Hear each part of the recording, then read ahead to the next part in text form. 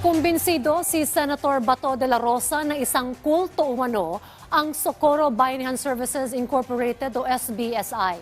Paimbestigahan naman sa NBI ang posibleng kaso ng abortion sa lugar dahil sa dami ng mga batang nakalibing sa sitio Kapihan. Yan ang ulat ni Daniel Manalastas. Kumbinsido si Senator Ronald de la Rosa na isa umanong kulto ang Socorro Bayanihan Services Incorporated kahit hindi pa tapos ang investigasyon ng Senado. Talaga lumalabas sa kulto ito by all definitions, by all elements of a cult, andon makikita mo sa SBSI.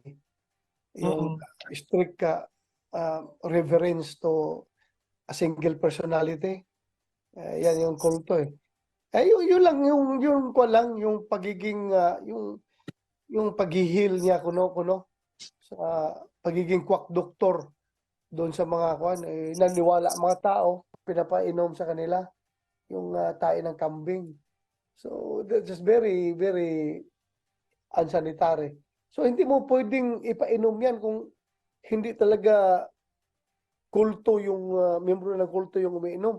Sino bang matinong tao na iinom? Isa rin sa napansin ni De La Rosa sa pag-iinspeksyon sa lugar nitong weekend ang posibilidad ng mga kaso ng abortion dahil sa natuklasang libingan ng maraming bata at ang iba ay sanggol pa lamang.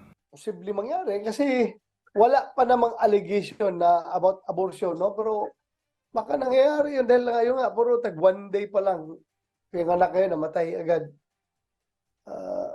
Yung nga kaya nga sabi ko sa NBI, imbestigahan ninyo.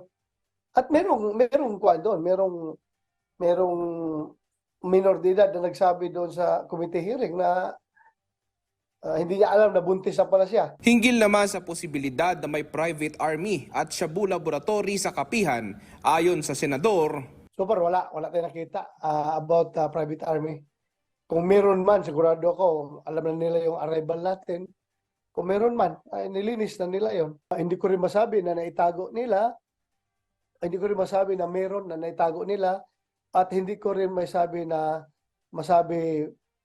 categorically na talagang wala as in zero. Posible namang imbestigahan din nila De La Rosa ang napaulat na tila may sister group ang SBSI na nasa kanlurang bahagi ng Socorro. Basically parang the same, no?